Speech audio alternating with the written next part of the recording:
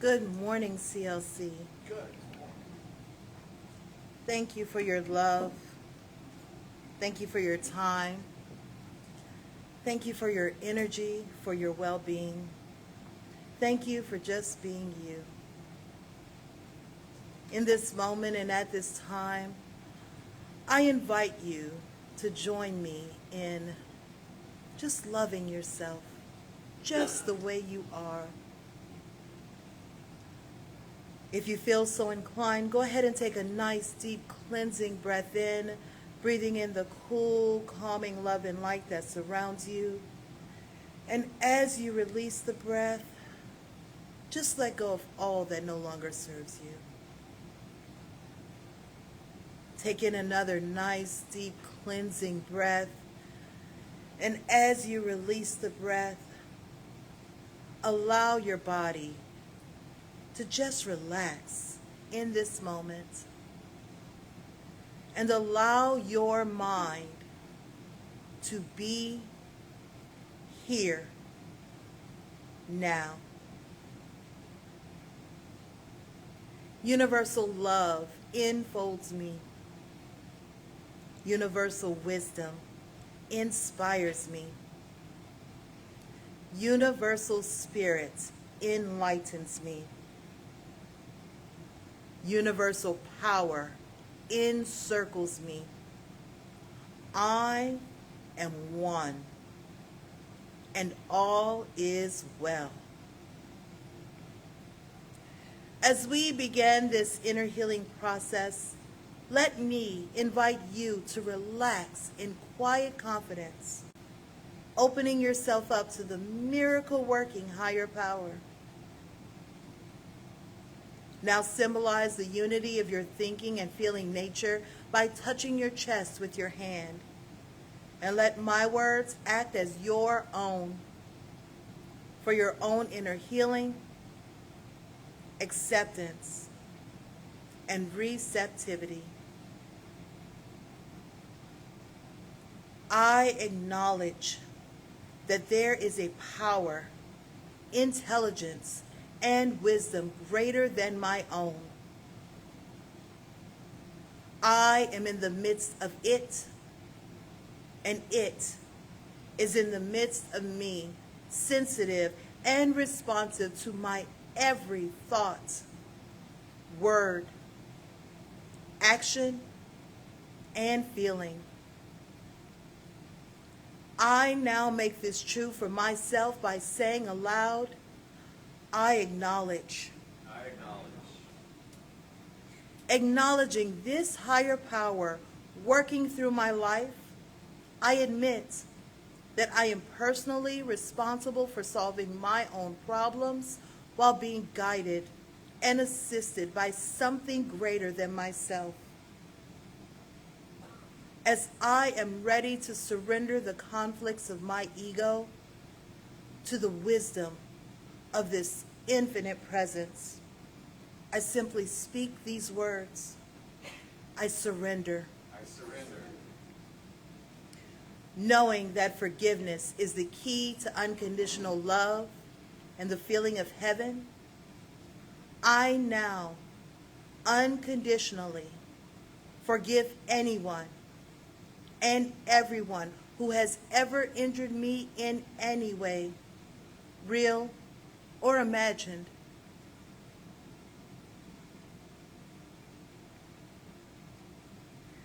And I now forgive myself for all of my mistaken judgments and their resulting actions. From my deepest level of understanding, I now say, I forgive. I forgive. Realizing that I continually experience the effects of my own thinking, I now choose to allow this higher power to recreate me deeply, filling my mind with thoughts that are only positive, constructive, loving, and beautiful. I call upon this divine inflow by stating aloud, I choose. I choose. I now center upon that one very special idea that I'm willing to accept as real for me in this coming week. Visualizing that idea as already acted upon and brought to pass.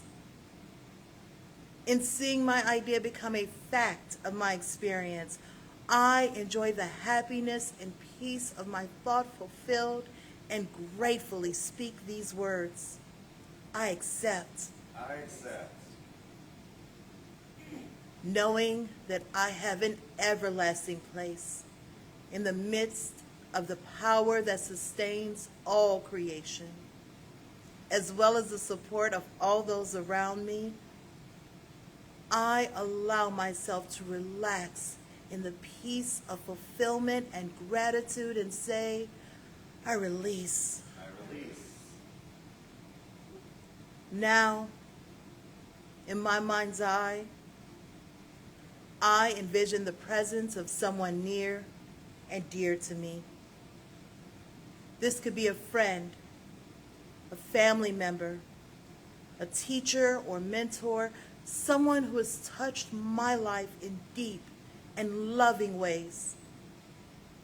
Someone who may not be physically present in this room or on this planet anymore. I turn to that image in my mind's eye and say, I'm grateful for the good in your life.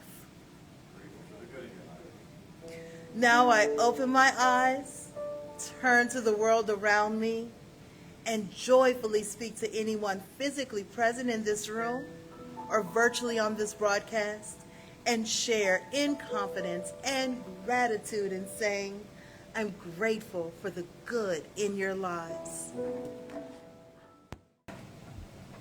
Well, I know you know this, and you're going to hear more about it from others. But at 1:30 today, we're having a celebration of life for our beloved Melody Tipton, and I hope you can stay for that. And to entice you to do so, as if you needed enticement, there will be food. There will be food right after this service. You won't have to wait till later this afternoon, so you can eat, stick around. I tell you, and it's going to be a show. It's going to be a show because she was Mel Tipton, is Mel Tipton. So it's not at all a morbid, somber affair. There will be tears. But anyhow, I hope you will pay her the honor and her family who will be here and join us for this. Okay, so this month I'm working out of a book called The Science of Successful Living by Raymond Charles Barker. And last week was on the idea to travel far, travel light. And Jeffrey pointed out when I finished the talk, he said, you never mentioned what that was. And they had a whole song picked out that had something about travel far in it. And so what I alluded to it.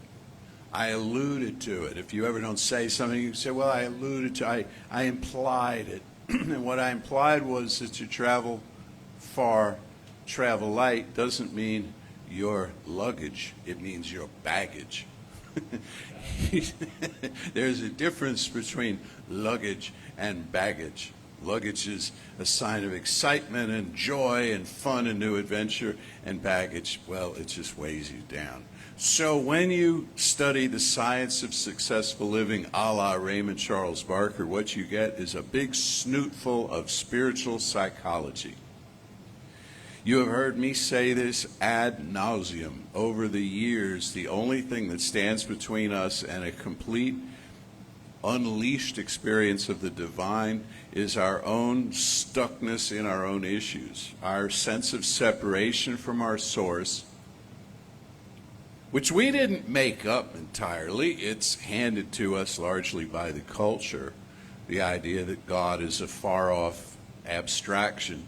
And feeling alone in this world and disempowered, we seek out many compensating mechanisms, chief amongst them being judgment, condemnation, judgment of a moral order, where we size each other up individually or more usually in groups and position ourselves as being superior when inside we're deeply afraid. this all gets in the way. It gums up the works. And this is what all the spiritual teachers in metaphysics will have us know, is that this is what we have to work on. He makes the point in today's reading that you don't simply work on it through a mental process. It has to be a mental and emotional process. And I realized that I misspoke a few weeks ago. I have an editor, by the way, named David LeMaster, who compiles these talks, transcribes these talks, and from time to time he'll say he'll allude to the fact that I didn't make much sense in a particular point. And I get to catch it and change it before the transcription gets circulated, you know. The recording is still out there. There's nothing you can do about that. So I don't know that he caught this one, but I did. The other week I said the two most important things are emotion and feeling. And everybody, you all were so kind, you just sort of looked at me like, okay. And what I meant to say was thought and feeling, or thought and emotion. Because emotion and feeling they're not exactly the same thing, but they're close enough that they could be. One is sort of the action step of the other. But thought and feeling working together are the spiritual answer, the spiritual paradigm for transformation. These two have to, it's not just a mental process. It's not just I decide that I'm better. I decide that I'm going to, that's a step. That's a start. But then you've got to capture the feeling around it. Then you've got to basically get more excited about the possibility for how this is going to look in your life than you ever were scared about the possibility of how it might look otherwise. Does that make sense? We get terrified at the sense of being alone and separate from our spiritual source, so we seek out these many inventions. If we're going to heal that, we have to get more excited about the possibility of being unified with our spiritual source than we ever were scared about it. What happens then is that the emotional energy at the floor of the subconscious leaches off of the old idea of separation and onto the new idea of oneness. And all of a sudden it's a natural, it's a gimme that yes, of course we're one with the only source there is. Logic told us this, but now emotionally we're buying in. If there is in fact one power, not 2 or 12 or 20, but one power at work in the universe, then we must be united with that power. Otherwise, the whole universe fell apart long before we got here. If there is one God, if there is one law, one element, who was it, Tennyson said, one far-off divine event to which all creation moves, except not far off, fully present within the moment, if that's true, then it's happening through us right now. It's happening through me right now. Barker says, I love this, he says, respect the gods of the ages and all their messiahs and all their prophets. Respect the gods of the ages with all their messiahs and all their prophets. But to do your spiritual work, you must work with the God of the moment. You must work with the God of the moment, not the God of tradition, not the God of the beautiful Gothic architecture and the singing of the hymns and the incense and all of that stuff. All of that is beautiful and all of that is uplifting and all of that just sits there and does nothing until we move something inside. Mind moves and form follows. Mind moves. So in the God of the moment, it's in the God of the moment that we're speaking to. It's in the God of the moment that we do our spiritual work. We turn it over to God. And he lines out a process of, guess what? Spiritual mind treatment. The idea behind all of this is start today. Set some time aside today. Set some time aside today. And the reason that I chose this came up with this name for this particular talk on this particular day is that every time one of us leaves the world, we say, whoa, I may not have a lot of time myself. So set some time aside today, not tomorrow. You know how on TV they try to sell you products? They'll say, call today. They won't say, call at your convenience or call next week. We'll have operators standing by. No, because you'll forget. So do it right now. Do it right now. Call right now. Operators are standing by, okay? Upstairs in the celestial realm, operators are standing by. Do it right now. Start today to do this. I've had people over the years of Creative Life say, you know, the other day, after having taken multiple classes and read all these books and sitting through all these different Sundays, I finally used spiritual mind treatment. And you know what? It works. And that's great, and that's gratifying that you finally did, but gosh, you could have been doing it all along. You could have tried it. And you know why people don't, I think?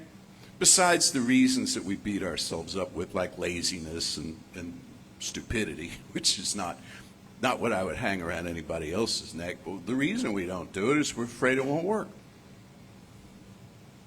See, if I pray to the old gods of tradition, and I say, so, old gods, I realize I probably don't deserve anything here, but I'm asking anyway, just on the off chance that you might come through for me and bail me out of this situation, and then nothing happens, oh, well, nothing ventured, nothing gained, right? I just walk away. But if you're asking me to invest my thought and feeling, put it into this process, give myself over, surrender entirely to a power greater than I am, yet right where I am, you're asking me to do that, and I do that and nothing happens, then I'm in worse shape than I was to start out with. Now I am bereft. Now there's nothing left for me, so I won't try it. I'll still go through, oh, maybe you can do it. I'll get you to do a treatment or something for me, and then, well, if it doesn't work, then I can, I suppose, blame you or say, well, it missed me and hit somebody else, the good that you had called down. Well, it's just like with love. You got to try it. It's just like with a career. It's just like with anything else. We're going to talk about Mel Tipton and her love of theater and her bringing out people's best qualities in performance and stuff, and the only, I often think the only thing scarier than going out for a part in a show is landing a part in a show, right? Because when you go out for the part in the show, they could always say no, and you'll be disappointed, maybe even a little resentful, but you'll also be off the hook. But if they say, yes, we want you, be here Tuesday at 4, well, then what are you going to do? Then you got to show up, see, and you got to deliver. And people tell you, I was watching something on TV a while back, and some guy said, oh yeah, I used to play the violin, or he made something up, and I forget why. There's a whole backstory to it. Made something up. Well, guess what?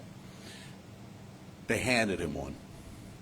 Asked him in a setting that was competitive, like he was going out for a job, or it was an interview, or it was something, or I don't know. And he had to stand there and turn bright red and admit that he had just confessed this, So we walk around. I mean, you either play the violin or you don't. You know which is which, right? But we walk around thinking, maybe I really have no talent for the things I think I'm good at. Maybe there's a whole science of this right now in modern psychology called the imposter syndrome. People walk around thinking, I'm not up to this. Oh, I may have credentials and degrees, and I may have letters of reference and all the rest of this stuff, but deep down inside, I really haven't a clue what I'm doing. And one day, people are going to find that out. So to keep them from finding it out, I've got to hold back, and I've got to stay small, and I've got to stay compact within myself. What if we turn that completely on its head and say, I am a spiritual genius. I can do anything that I set my mind to. I can do it naturally, even effortlessly. I can be an inspiration to others. What's more, I am right now. What if we started filling our minds with thoughts like that? And there's a little part of us that says, you can't do that. That's an overreach. Now, I'll tell you what an overreach is. An overreach is dishonoring God by saying God made a foolish person and named it me and pushed it out there, ill-equipped to deal with life. I mean, this may be an overreach, but that sounds to me like blasphemy. It just flat does. To say that God could make an unworthy creature, the only power there is, which is really busy, working through all creation, could suddenly slip up, completely punt the whole thing, and turn out an unworthy, ill-equipped human, push it out into life. Such a thing is not possible. Such a thing is not possible. Instead, what has happened is it has created a bunch of beings who have free will in its image and likeness.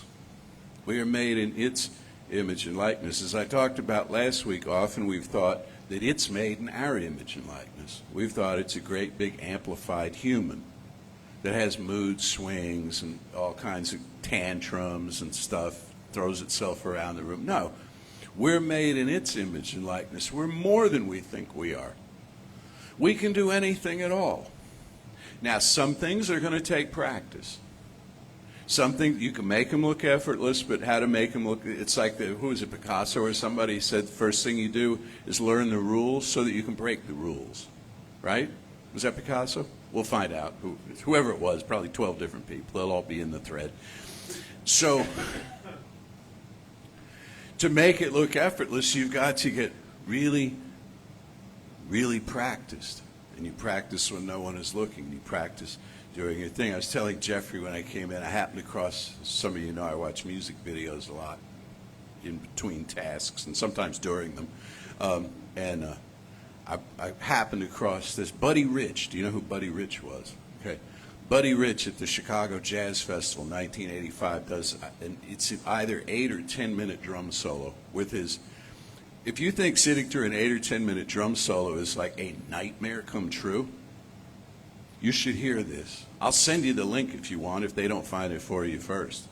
Watch this guy and think of the hours. Think of the mountain of hours of practice this man had to go through, because he's not just drumming, he's inventing, he's creating as he goes, and he's doing it on the fly without a pause, without any kind of clutter, without any kind of hesitation. He just rolls the whole thing out, and it's absolutely brilliant, and that's why he was an inspiration to generations of drummers. Well, to become a Buddy Rich takes practice, takes a desire.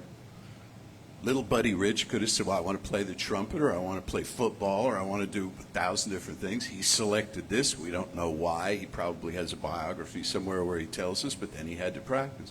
Well, you have to practice spirituality as well. Regular daily spiritual practice. Regular daily spiritual practice. The amount of time varies depending on whom you ask. Barker says twice a day, 10 minutes. 10 minutes each time, twice a day. How did he come up with that? I think he just made it up. I think he made it up to give people something realistic to do. If he'd said 20 minutes a day, well, that's 40 minutes altogether, and that's 2/3 of an hour, and that's too long, right? So he said 10 minutes. 10 minutes, you can keep your concentration going. It's exciting, it's fun, and you break them up morning and evening, and there you are. Can you do this? Can you do this? Will you do this? Let me tell you a story. I may have told you this one before, like most of my stories. But years ago, when I first encountered metaphysics, I bought all these books. And one passel of books I got were by a guy named Og Mandino. You ever heard of Og Mandino? Og Mandino was one of the great prosperity and success teachers, kind of came out of the Depression era, sort of like Napoleon. He was later than Napoleon Hill and that crowd, but he wrote about sales, and he had a book called The Greatest Salesman in the World and The Greatest Secret in the World, and so on. And he created these fables, these stories of like an Arabian Nights kind of thing. A young lad who sells carpets in the Middle East, you know, happens across a genie and that kind of thing, right? And the whole thing is inspiring and uplifting and elevating, and it's teaching you something. And at the end of the book, they have 4 magic scrolls that the genie gave the lad. They have them all printed out. He says, you read these. Mandino tells you, the reader. He says, you read these 4 scrolls. You read them twice a day, I think it was, morning and evening. 3 or 4 pages of this stuff. If you will do this,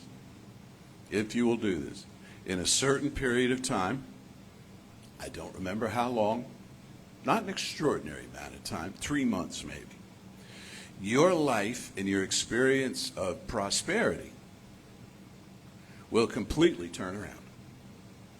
Your life and your experience of creativity will completely unfold. If you'll just do that, this is all you have to do, he says in these books. I could not do it. I could not do it. I made a running start, and I read this stuff, and then something else distracted me. And I went off with that. And I could, and then I made myself wrong, and I went back to it, and I picked up where I left off, and I couldn't do it. To this day, I have not done it. I have not done it. Why not? Why not? I think it's so I can talk to you at a level of understanding of this is where we all are, instead of, coming from this high perch of somebody who just nails their spiritual practice across the board. Or I could put it this way and say, well, it wasn't meant to be. Just flat it wasn't speaking my language. It wasn't the message that I needed to learn. No, it was an exercise in self-discipline that I have repeatedly failed. Now I don't even have the books anymore, but I could go find them and do this, and perhaps one of these days I will, and I'll report back to you on it. But the thing sits right there for us. I'll tell you what I do every day is spiritual mind treatment work for myself and others, mostly for others. Because I find when I do spiritual mind treatment work for others, because the only person we ever treat is the self, my needs and wants tend to pretty much work themselves out without a lot of fanfare. But I hear of needs that people have in our congregation here and afar, and I will treat about them as we have a whole team doing, and something comes of it through regular spiritual practice. When I first learned about spiritual mind treatment, I did put that off too, and I thought, well, this is a fine thing if I ever need it. But that's not what it's meant for. It's meant for regular daily application, whether you need it or not. You don't have to need anything. You don't have to be missing a piece to do this kind of prayer work. And if you're tired of seeing our world be the way it is, if you're tired of waking up to headlines about we bombed another place and somebody else bombed some other place, all of this and what all of this is going to mean and what it's going to cost us and how the whole world is going to ruin, if you want some place to hang out where that kind of thing doesn't so depress you that it takes you entirely off purpose, try a spiritual practice where nothing has ever been wrong, where there are not races of people and ethnicities of people and groups of people who are all in conflict with each other, and it goes back so far that there's no help for it at all. Instead, there is just one life. There is just one life, and all people are one, and I mean all people are one, including the people who we would call wicked. The people who we would call, well, that's not a good word, that's a musical, it's fun, but the people evil, all right, evil. The sick and twisted people who do awful things for the fun of it, whoever they might be, if there really are such people who are not simply working out their own unhealed psychological profile, but just deeply warped from childhood, whoever they are, somewhere down inside there is a light. Somewhere down inside there is a flicker of a little flame, that can use a little oxygen. And that's what we provide. And so we treat to know that the world knows what it's doing. A lot of my colleagues are getting up and yelling at their congregations these days about you need to take to the streets and you need to get involved in political action. And I'm not going to do that with you because you know what you need to do. You know how you feel about things. You know how you vote and what your politics are. And I'm not going to get in your hair about that. It's nobody's business but yours. What I am going to tell you is whatever your political outlook, whatever your view of the world at large, ally it to your spiritual work. There is one life. That life is spirit. That life is all the life there is. And it's working through everybody right now. And I believe that this and this and this ought to happen, but I could be wrong. I could be mistaken. I might not know the best path for everything to take. But there is something that does know, and it's working it out through us. Now, people are saying today, well, things are worse than they've ever been. I disagree. They're pretty bad in a number of areas, but I've been around a while, and so have some of you, longer than others, and we've seen some stuff. This center started in the Reagan administration. A whole lot was going on. Let me tell you what was going on in the Reagan administration. For one thing, AIDS. Not talked about. Shameful. Ran away from people suffering with HIV, or who might even have some strain of it. It was like in the early days of COVID where you couldn't touch a cardboard box from the grocery because it was infected with disease, and all. And so everybody's tiptoeing around it. Worst of all was how the people were treated and how the people were treated. And the government turned a blind eye to all of this. And it took folks like us, and I mean like us, people of this center and other centers who stood up and said, no, we've got to do something about this. We've got to help. We started an HIV/AIDS care team in this very center. You see those names. There's a plaque out there with some names of folks who passed in our care. We did what we could. We were a small group then. We're still a small group today, but we did what we could to help. And something began to change. Well, it was pretty awful there. And it got better. It's still not there. It's still not healed. There's still not a cure. There's maintenance drugs and stuff.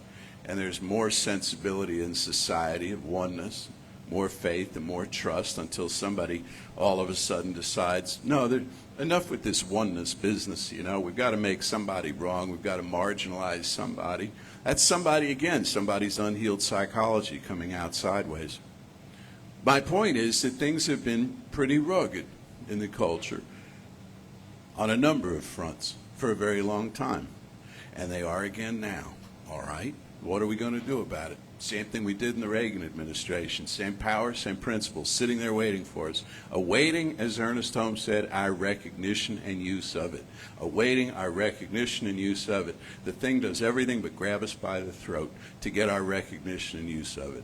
How about if we willingly provide it? Turn toward it and say, yes, I am willing. I am open. I am trusting. He says, think and talk about what you want to experience. Anything you do to spiritualize your thinking will cause a degree of healing. Let me, since I'm running a little long here, let me just fixate on that line for a few moments, and then we'll terminate the talk and finish this up next week. So we've got a long afternoon and a beautiful afternoon ahead of us. Anything you do to spiritualize your thinking will prompt a degree of healing. Every treatment you do helps. Each treatment you do does not necessarily have you be walking on water. Does not necessarily have you be raising the dead, or we would have by now. Does not necessarily have you winning the grand prize, but every treatment you do makes inroads in consciousness, brings you closer to an acceptance of the divinity within you and within all people. Every treatment wins a little bit more ground. Can you see it right away? Not always. And the process of continuing to do what you know to do without seeing obvious progress is called faith. So we do this again. To bake the cake, you put the ingredients in a bowl, you stir them all up, you pour them into a pan, and you put the pan in the oven. You trust the oven to do what ovens do. The thing gets hot. You trust the ingredients to do what ingredients do, to coalesce into a form. If you keep opening the oven door constantly to see how things are going, you disrupt the process. It takes longer, the cake doesn't rise, and the whole thing's a mess, right? So if we're constantly, are we there yet? Are we there yet? Are we there yet? In consciousness in our treatment work, what we're doing is introducing into the subconscious the belief that we're really not there yet and that we have to keep checking, and that this is all about us and our willpower and our force of consciousness, when in fact we're turning it over to that oven-like power that has the energy to do what it knows to do unquestioningly. And the thing about the oven is whatever you shovel into it, it'll bake. Whatever you put into the washing machine, it'll wash. Whatever you introduce into the mechanical object, it will mechanically deal with. And on this level, and really only this level, we're dealing with a mechanical law of mind in terms of what receives our word.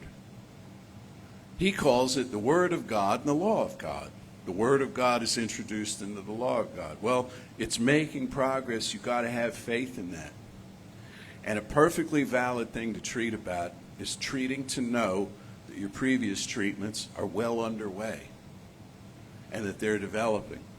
And it's a perfectly legitimate thing to ask somebody else to treat about.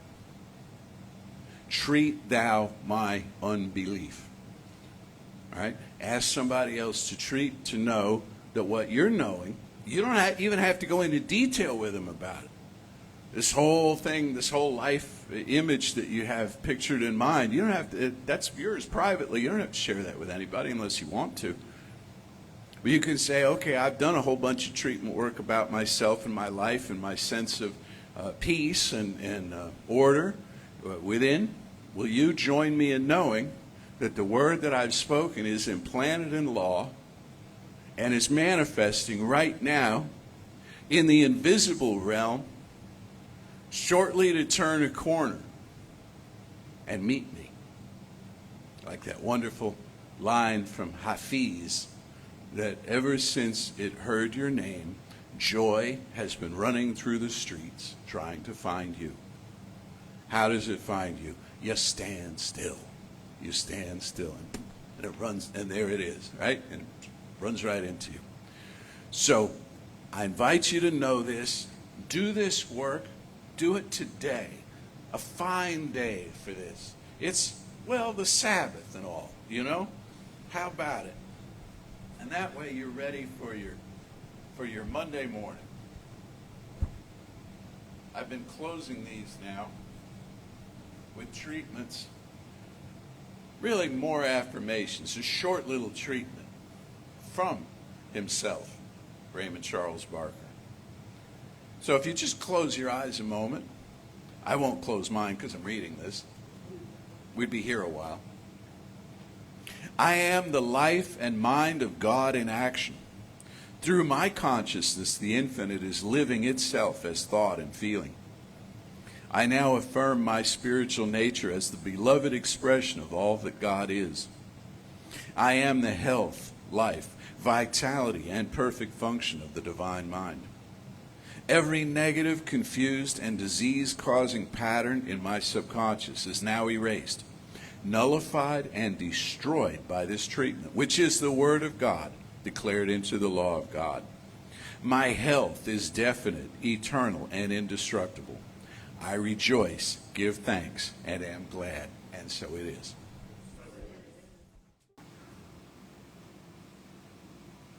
I was thinking about the drum solo, and I thought, well, it beats me. We have a new practitioner, Diane Rowe. She joined this past week, so that's kind of cool. And let me see what else. Everything else is in the email. So as we come up to giving time, once again, thank you for everything you do for us. Please continue to support us. You heard Reverend Jesse's message today. It's a message of positivity. It's a message that no matter what's going on in the world, there is a place that we can go to. And the teaching that we teach teaches you how to do spiritual mind treatment. We teach you how to do your spiritual practice, and we encourage you to do that. So please continue to support us in whatever way you do. And now, either physically or metaphorically, take your gift in your hand and please say with me, divine love through me blesses and multiplies all the good I am and have, all the good I give and receive. I'm prosperous now, and so it is.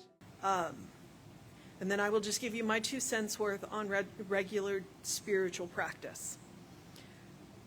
Mostly because I'm a country girl, and not really. I grew up on military bases, but I did live in the country for a few years. And there's this concept of a well-worn path.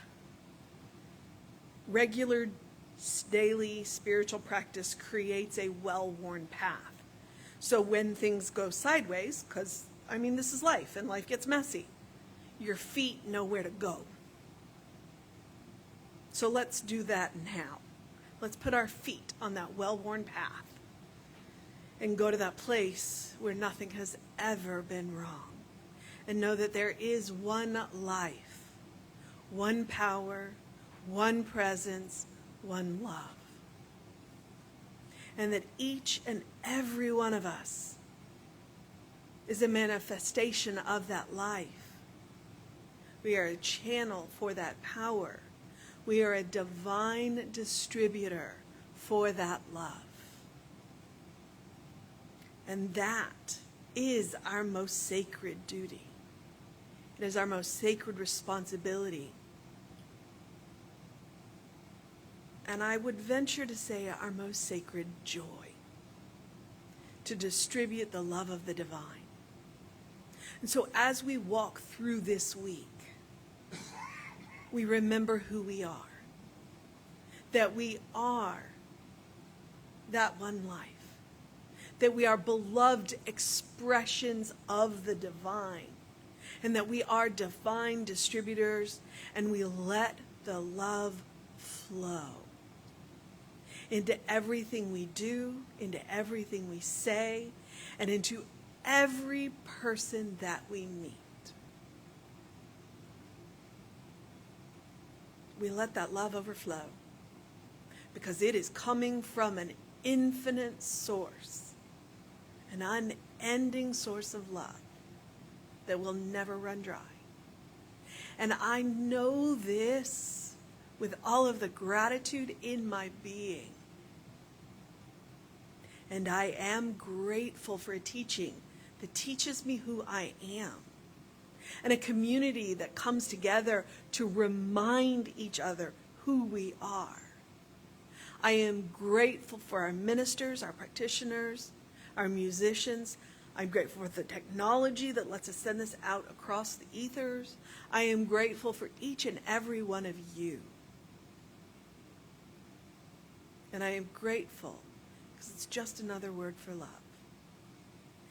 And I relax into this knowing and release my word, calling it done, and so it is. Say with me now, something wonderful is happening through me. Something wonderful is happening through me. I feel it in my body. I feel it in my I feel it in my mind. I feel it in my mind. I feel it in everything I am. I feel it in everything I am. I choose it.